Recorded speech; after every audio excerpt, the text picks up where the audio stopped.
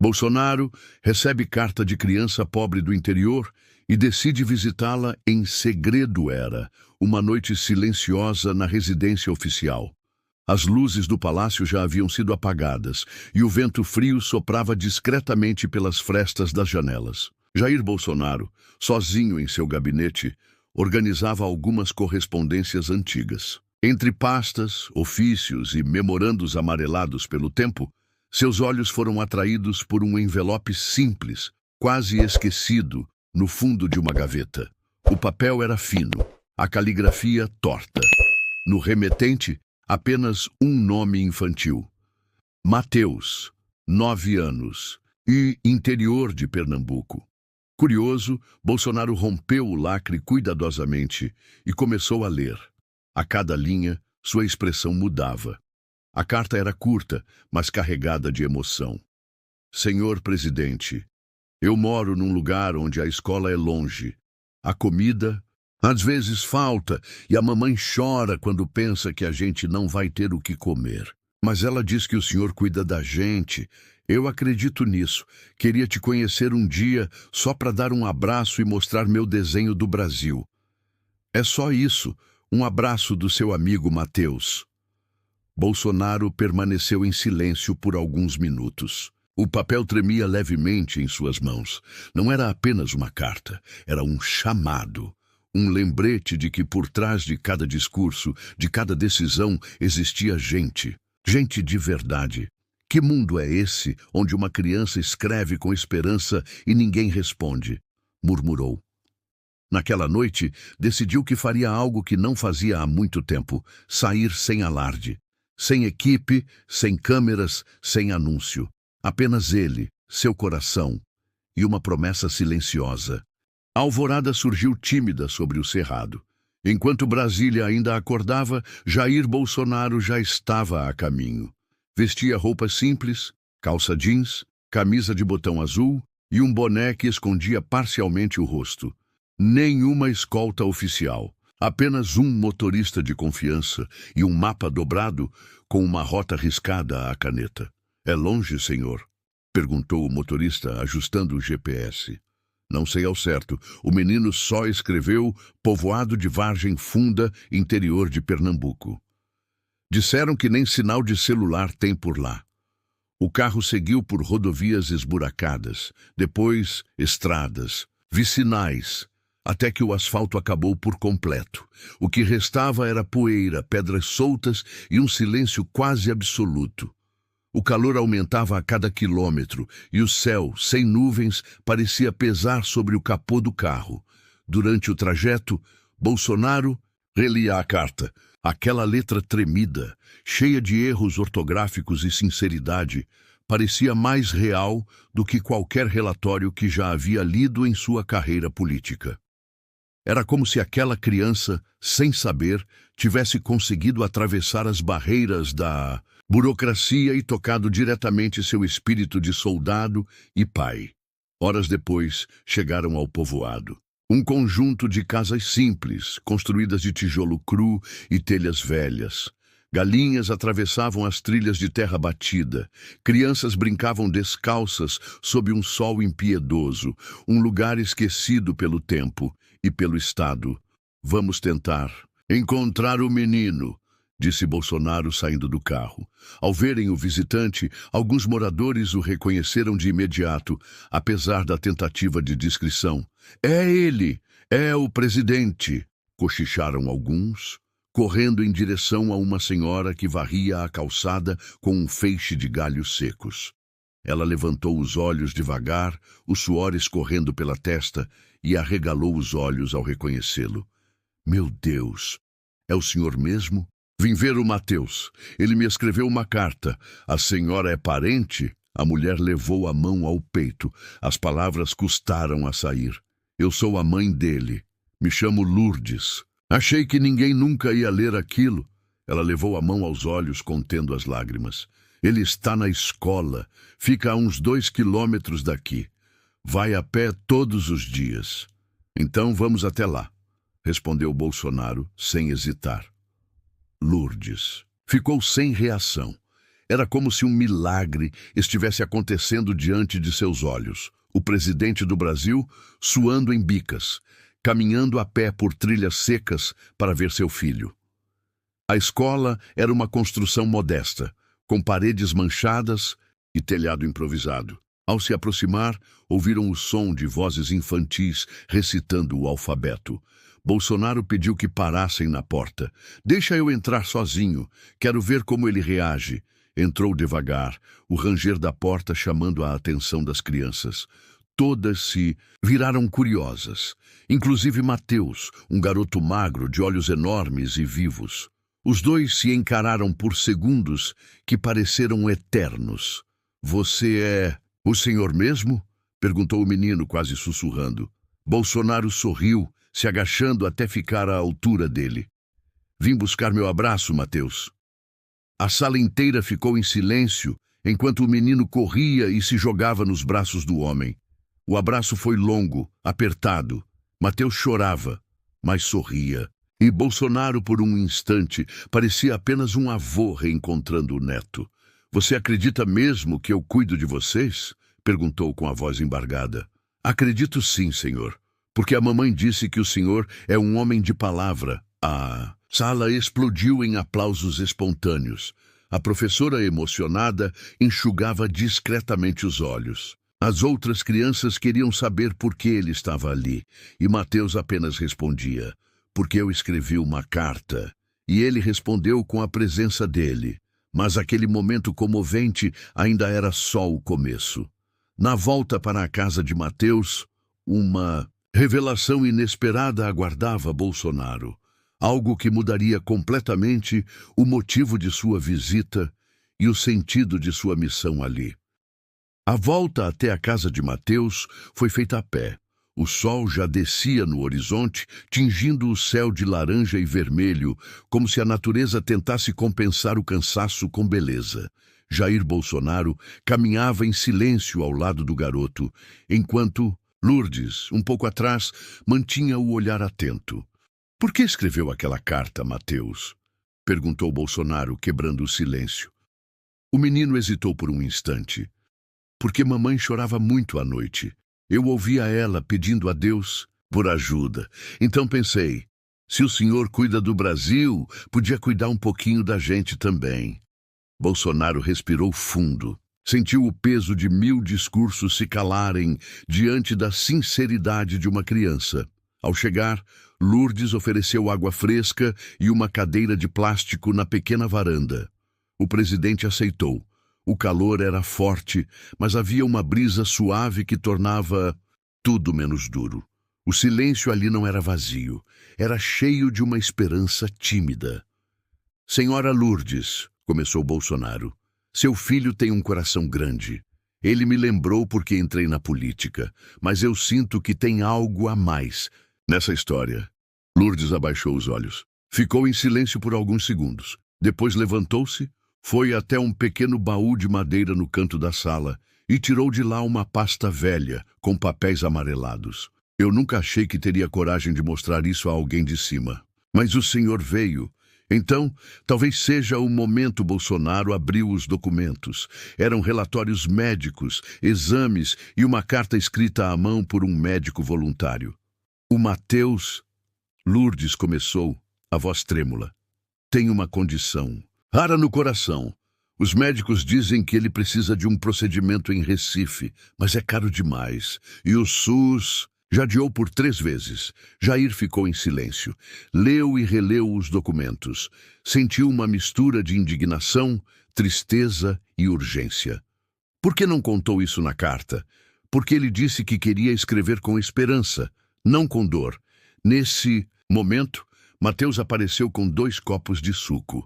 Seus olhos brilhavam de orgulho ao servir o visitante ilustre.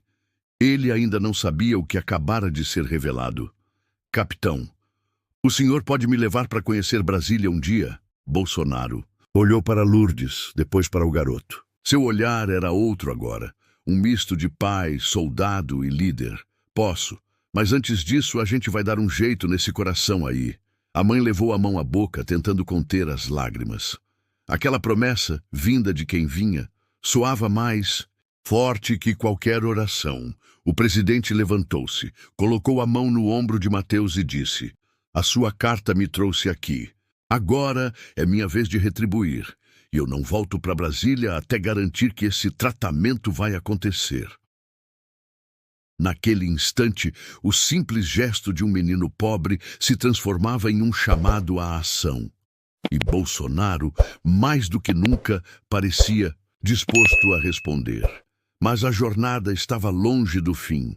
A burocracia, os interesses ocultos e até mesmo inimigos silenciosos surgiriam no caminho. Afinal, quando um líder decide agir pelo coração, o sistema muitas vezes se levanta contra ele. Na manhã seguinte, o pequeno povoado despertou com um rumor. O presidente dormiu aqui. Ele passou a noite na casa da dona Lourdes. Era difícil acreditar, mas os olhos da população não mentiam. Lá estava ele, Jair Bolsonaro, tomando café com tapioca em um banquinho de madeira na varanda, como se sempre fizesse parte daquele lugar. O povo, tímido, foi se aproximando. Primeiro 1, depois 2, depois 20.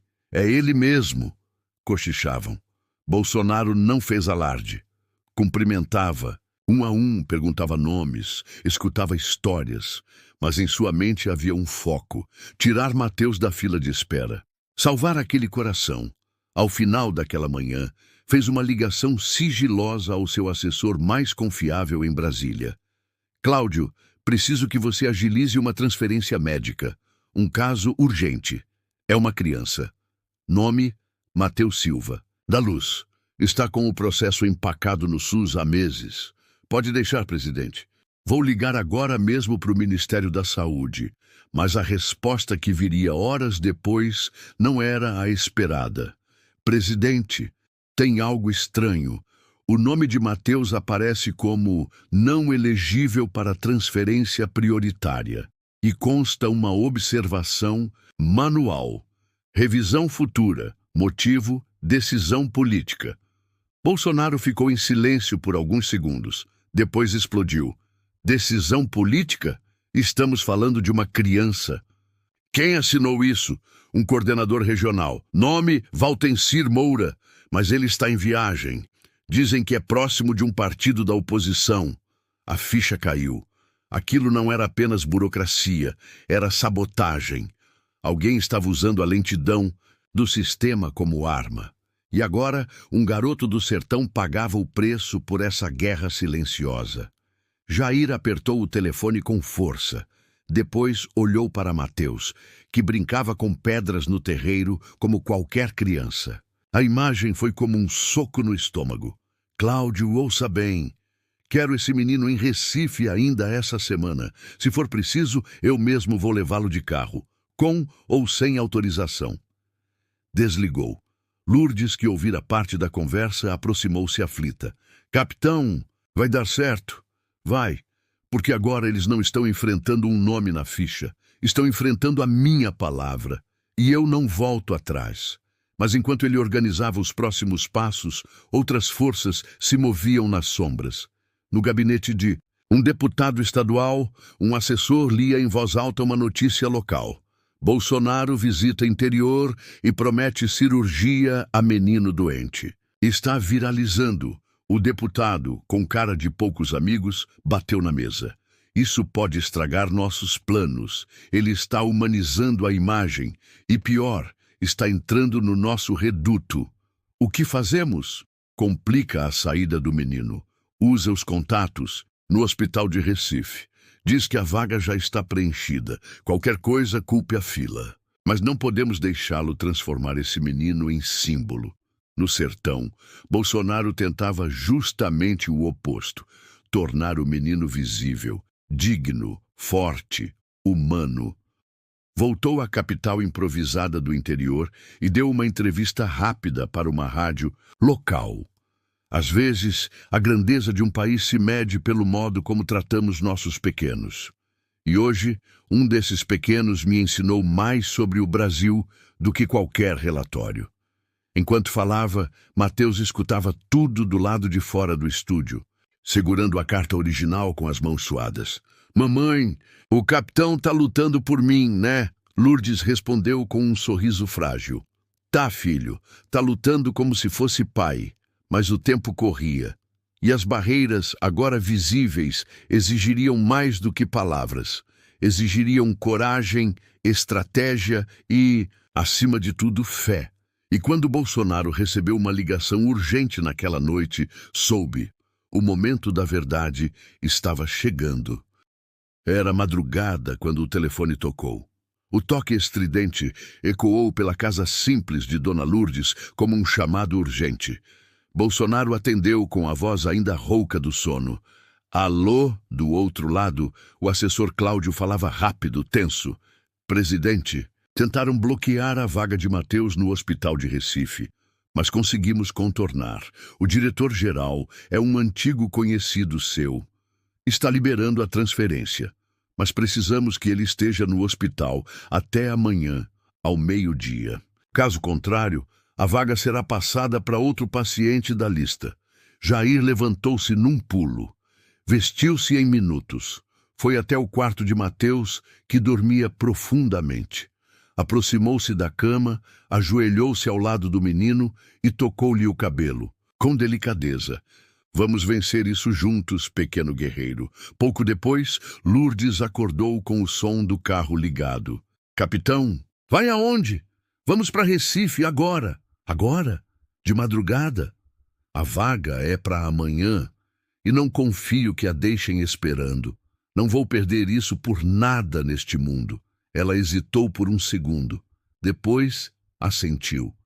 Eu arrumo tudo em 5 minutos, enquanto o sol ainda estava escondido atrás dos morros de terra vermelha. Jair, Lourdes e Mateus já estavam na estrada. Um carro simples, emprestado por um morador local, cortava o sertão como uma flecha guiada por um único propósito: a vida de uma criança. Mateus dormia no banco de trás, coberto por um cobertor xadrez. Lourdes mantinha uma garrafinha com água e um rosário nas mãos, e Bolsonaro, com o volante firme, encarava a longa estrada com olhos de aço. Capitão, o senhor não precisava fazer tudo isso. Já fez mais que qualquer um. Ele respondeu sem desviar os olhos. Lourdes, se tem uma coisa que aprendi é que a gente nunca faz demais por quem acredita na gente. E esse menino, ele acredita. Ele me escreveu como se eu fosse o único capaz de ajudá-lo. Isso é fé, e a fé merece resposta. Horas se passaram. O sol nasceu forte, queimando a paisagem seca. Estradas de terra, buracos, postos sem gasolina. Mas nada os fez parar. Até que, ao entrarem num trecho de asfalto mais antigo, ouviram um barulho estranho. O que foi isso? Perguntou Lourdes. Bolsonaro encostou o carro. Desceu e viu o problema. Pneu furado, em pleno sertão, sem sinal de celular, sem ajuda. Maldição! Mas então, como se o destino testasse sua fé, um caminhoneiro apareceu. Parou ao lado, reconheceu Bolsonaro imediatamente. Presidente, tá precisando de ajuda? Um pneu furado e uma corrida contra o tempo. Tá disposto? O caminhoneiro sorriu. Sempre estive. Vamos trocar isso em 2 minutos. E assim foi. Com a ajuda de um brasileiro anônimo, o carro voltou à estrada. O tempo, no entanto, agora era o verdadeiro inimigo. Restavam 3 horas, e ainda havia mais de 200 quilômetros pela frente. No hospital de Recife, o diretor aguardava com o relógio na mão. O ambiente estava tenso. Médicos e enfermeiros sabiam da história. Alguns, emocionados, esperavam discretamente que aquele carro finalmente aparecesse. E ele apareceu. Faltando 7 minutos para o prazo final, Jair parou na porta da emergência pediátrica. Desceu, abriu a porta traseira, pegou Mateus nos braços e correu para dentro como quem carrega o futuro do mundo. Mateus Silva da Luz. Vaga confirmada. Estamos dentro do prazo. O diretor assinou os papéis. Enfermeiras correram para preparar a triagem. Lourdes caiu de joelhos no chão e chorou. Bolsonaro ajoelhou-se ao seu lado e disse, com voz embargada: Ele está salvo. Agora é com Deus. E com os médicos. Horas depois, Mateus estava internado. A equipe médica era uma das melhores do país. Os exames mostraram que o caso era grave, mas reversível. Era preciso agir rápido, e eles agiram. Enquanto isso, do lado de fora, a história havia explodido nas redes. A hashtag #Carta para o Brasil viralizou. A mídia não teve como ignorar. O Brasil inteiro se emocionava com a jornada do menino que teve coragem de escrever ao presidente, e do presidente que teve coragem de responder. Nos estúdios de televisão, comentaristas que normalmente se opunham a Bolsonaro se calaram diante da humanidade do gesto. Nas ruas, pessoas choravam ao assistir a reportagem. E nos grupos de WhatsApp, a carta de Mateus era compartilhada como um símbolo de esperança, num país cansado de promessas vazias. 2 dias depois, Bolsonaro foi visitar o menino no leito. Mateus estava mais fraco, mas consciente. Capitão, foi o senhor mesmo que me trouxe. Eu disse que viria, e quando um homem promete a uma criança, ele cumpre. Mateus sorriu. E nesse sorriso havia mais força que 1000 palavras. Lourdes, ao lado, segurava a mão de seu filho com ternura. Ele nunca teve pai, mas hoje ele conheceu o que é ser cuidado por um. Jair não soube o que dizer, apenas assentiu com os olhos marejados. Naquela noite, antes de partir para Brasília, ele escreveu em seu próprio diário: "Hoje aprendi que às vezes não é o povo que precisa do presidente. É o presidente que precisa do povo para lembrar de onde veio e por que luta." Ao retornar para o Planalto, uma multidão o esperava no aeroporto. Mas ele não fez discurso. Apenas ergueu a carta de Mateus e acenou com ela, como quem diz: ainda há tempo de salvar o Brasil, uma criança por vez. E enquanto o avião presidencial levantava voo sobre o céu dourado de Recife, uma certeza pousava no coração de milhões: ainda há esperança. Essa história tocou o seu coração, então não deixe ela parar por aqui. Deixe o seu like para fortalecer esse tipo de conteúdo. Inscreva-se no canal para mais histórias que emocionam e inspiram. E comente aqui embaixo o que você faria se recebesse uma carta como a do Mateus. Sua participação ajuda a espalhar esperança por todo o Brasil. Até o próximo vídeo.